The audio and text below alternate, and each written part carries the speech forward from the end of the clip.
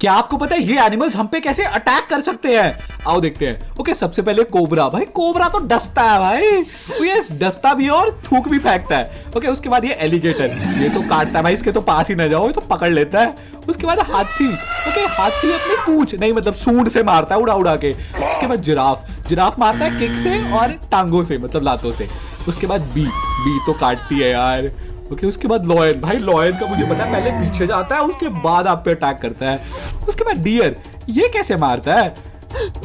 ओ dear kick करता है। Okay, उसके बाद आगे कंगारू। कंगारू का मुझे पता है भाई, ये पूरा बॉक्सर है, पूरी बॉक्सिंग करता है, लातों पैरों से सब जगह से मारता है। ओके, आप किसके साथ फाइट कर सकते हो मुझे कमेंट्स में बताना।